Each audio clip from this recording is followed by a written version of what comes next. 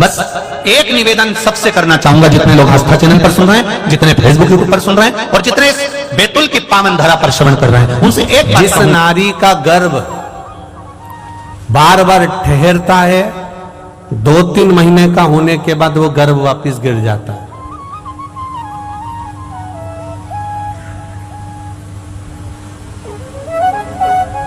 फिर गर्भ ठहरा, फिर गर्भ गिर गया। बार बार गर्भ ठहरता है, 2-4 महीना रहता है, 3 महीना 2 महीना रहता है, फिर गर्भ गिर जाता है। उसको देसी गाय, जर्सी गाय नहीं है, देसी गाय का दूध शिव जी का अभिषेक करना चाहिए और उसी दूध का पान उस नारी को कर लेना चाहिए। अगर 15 दिन 20 दिन भी उस नारी ने देसी गाय का दूध का अभिषेक शिव जी का करा और उस दूध का पान करना पीना प्रारंभ कर लिया, तो ये निश्चित है उस नारी का फिर गर्भ नहीं गिरता, उसको पूर्ण संतान प्राप्त होती है। आप लोग व्रत जो करते हो ना, जो भी व्रत आप लोग उठाते हो, सोमवार का व्रत जैसे किसी माता जी ने उठा लिया और वो उठाने के बाद, हम तो शादी नहीं हुई थी ना जब भी सोमवार व्रत करते थे, अब शादी हो गई अभी भी हम सोमवार का व्रत कर रहे हैं, करे जा रहे हैं, करे जा रहे हैं, करे जा रहे हैं, पर उसका कोई उद्यापन नहीं करा, कोई संकल्प नहीं लिया गया कि मैं 5 करूंगी कि 16 करूंगी कि 25 करूंगी कि 31 करूंगी कि 21 करूंगी। इसलिए पूर्णिमा व्रत का विधान में कहा गया कि 32 पूर्णिमा का पहला संकल्प होना चाहिए। उसके बाद आपकी 32 पूरी हो जाए, फिर आप दूसरे और व्रत कर लो, फिर 32 कर लो, फिर 32 कर लो, पर उसमें पूर्णता का भाव।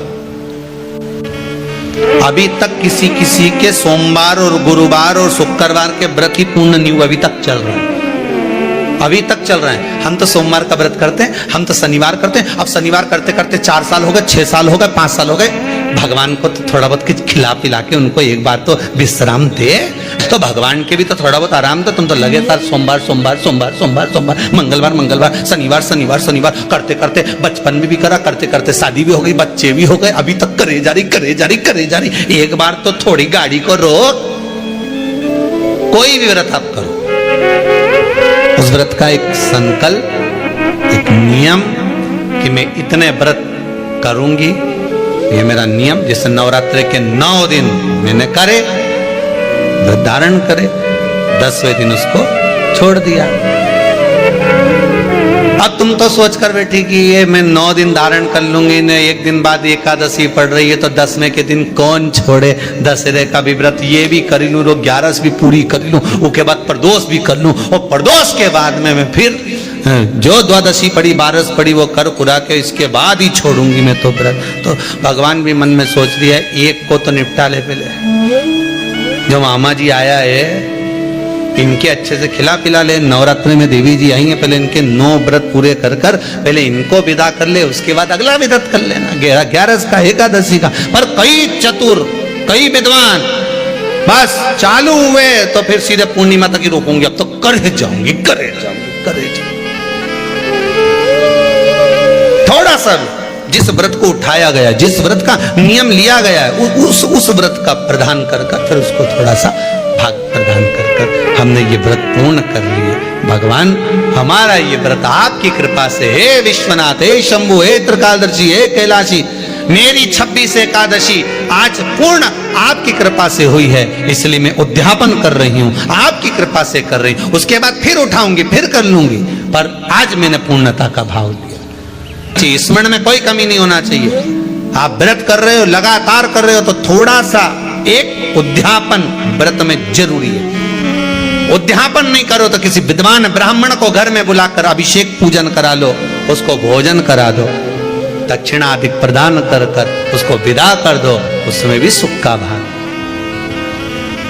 उसमें भी सुख का। इसके घर में कमाने वाले 2-4 हैं, पैसा तो आ रहा है पर घर में टिक नहीं रहा, डॉक्टर में, पुलिस में, एक्सीडेंट आदि में, कहीं गलत जगह पर, व्यसन में अगर पैसा जा रहा है, जुए में, मांसाहार, मदिरा पान, या कहीं आया पैसा आने में कमी नहीं, आ रहा है पर टिक नहीं रहा, रुक नहीं रहा, कोई मांगने आ गया, दे दिया, फिर वहां से अपने पास नहीं आ रहा, अपन कह रहे हैं भैया हमारा पैसा लौटा दो, नहीं आ रहा, तो महाराज शिव महापुराण की कथा कहती है, एकादशी के दिन गंगा के जल में मात्र 7 बेलपत्री डालकर जो नंदीश्वर भगवान अर्थात जो शंकर जी के शिवलिंग के सामने नंदी होता है, उस नंदी के चरण पर गंगा का जल चढ़ाकर बेलपत्री शिव पर समर्पित कर देता है, उसके घर में रुपया रुकना चालू हो जाता है, फिर वो गलत जगह पर नहीं जाता।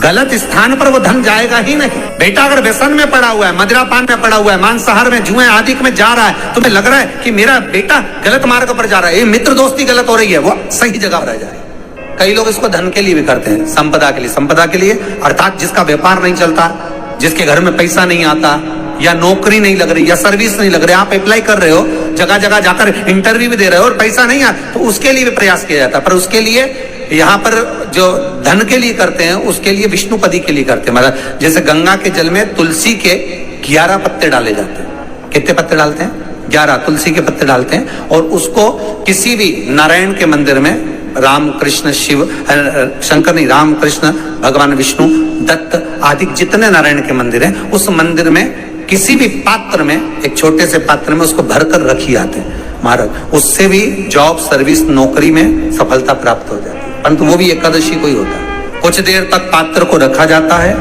फिर वही पात्र का जल किसी भी वृक्ष के नीचे डाल दिया जाता है, उससे भी नौकरी के लिए फायदा मिलता है। जरा विचार करिएगा, जिस पेट के अंदर शिवजी जाकर विराजमान हुए हैं, उस पेट के अंदर तुम गाय को क्या दे रहे हो?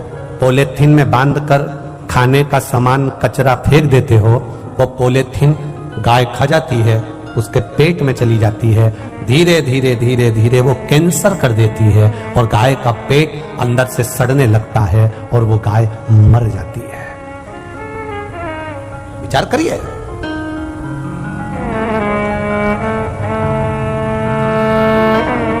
कई गौशालाओं ने रिसर्च करा महाराज जी, कई गौशालाओं में रिसर्च किया गया कि कांजी हाउस में गायों को पकड़ा जाता है, शहरों में से गाय को पकड़ा जाता है, शहरों की गाय को पकड़कर गौशाला में भेज दिया जाता है। आसपास में जो गौशाला होती है उसमें शहर की सारी गायों को भेजा जाता है। अब शहर की गौशाला, शहर की गायों को, रोडों पर चलने वाली गायों को, रोडों पर फिरने वाली गायों को नगर के निगम के लोग, नगर पालिका के लोग, शहर के लोग उसको भर कर ले जाकर गौशाला में छोड़ देते हैं। अब गौशाला में छोड़ दिया, अब रिसर्च करा जाता है कि वो गाय 15 दिन, 20 दिन, 50 दिन, 2 महीना, 6 महीना, 1 साल तक रहती है, 1 साल के बाद मर जाती है। कई लोग गौशाला पर क्लेम कर देते हैं कि गौशाला में इतनी गाय मर गई, गौशाला में ऐसा हो गया। विचार करो, तुमने शहर की गायों को लाकर गौशाला में डाला गया और गौशाला में शहर की गाय को डाला, तो वो पहले की पन्नी खाई हुई रहती हैं, पहले की वो ना जाने क्या क्या खाई हुई होती हैं। अब उनको चारा मिल रहा है, पानी मिल रहा है, औषधि मिल रही है, सब कुछ मिल रहा है, पर पहले की जो पन्नी उसके पेट में भरी हुई है, उसके कारण उसका प्राण चला ही जाता है, चाहे कितना ही प्रयास कर लो,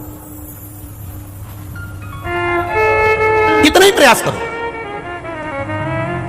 शहर की घूमने वाली गायों को तुमने गौशाला में रखा, चारा खिला रहे हो, उसको तुम खली खिला रहे हो, चाहे तुम कुछ भी खिला लो, पर अंदर जो उसके पेट में पन्नी भरी पड़ी है, पॉलीथीन पड़ी है, वो अपना काम कर रही है, इसलिए गाय को मरना तो पड़ेगा। वो पॉलीथीन कोई दूसरे ने नहीं भेजी है, वो आपने भेजी है, रोड पर पटक दी, उसने खा ली, उसके पेट में चली गई, वो धीरे धीरे कैंसर कर गई। महाराज चिल्लाने से कुछ नहीं होगा, धर्म की जय हो, अधर्म का, प्राणियों में, विश्व का, गौ माता की, बस इतना ही बोल के काम खत्म हो जाता है, काम खत्म। इतना कहा, समाप्त हो गया।